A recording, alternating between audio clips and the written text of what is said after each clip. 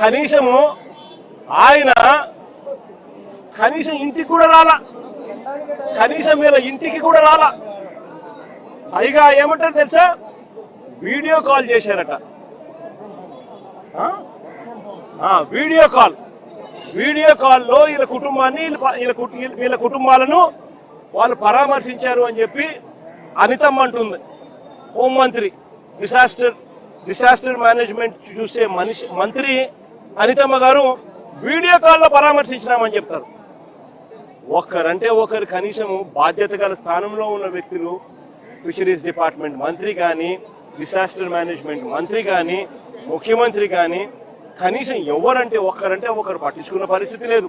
కనీసం వీళ్ళ ఇళ్ల కాడికి వచ్చి వీళ్ళను ఓదార్చి తప్పు జరిగిందమ్మా, ప్రభుత్వం తప్పు చేసేది, కలెక్టర్ స్పందించలేదు, అది మా తప్పే, సిఐ పోలీస్ డిపార్ట్మెంట్ స్పందించలేదు, అది మా తప్పే, దానికి క్షమాపణ చెప్తా ఉన్నామమ్మా, మీకు కనీసం మనిషిని తీసుకొని రాలేకపోయినా కూడా కనీసం మీ కుటుంబానికి తోడుగా మేము ఉంటామమ్మా అని చెప్పి కనీసం 4 మాటలు మాట్లాడలేకపోయారు ఈ మంత్రులు.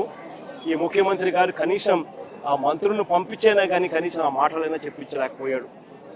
ఇది ఈరోజు రాష్ట్రంలో జరుగుతూ ఉన్న పరిస్థితి. నేను అడుగుతా ఉన్నా, ఒక ఘటన జరిగి నువ్వు స్పందించి ఉండింటే, రాత్రికి రాత్రి నువ్వు కానీ రియాక్ట్ అయ్యి ఉంటే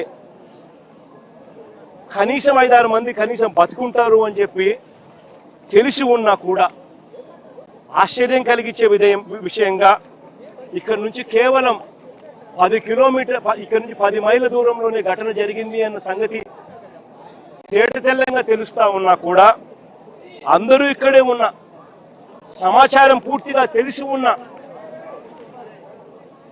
స్పందన లేక ప్రాణ నష్టం జరిగితే వీళ్ళు స్పందించింది ఏమిటో తెలుసా, వీళ్ళు ఇచ్చేది ఏం తెలుసా, ముస్టేసినట్టు ఎక్స్గ్రేషియా కింద 10 లక్షల రూపాయలు 5 లక్షల రూపాయలు మేము ఇచ్చినాము అని చెప్పి సంకలు గుద్దుకుంటా ఉన్నారు.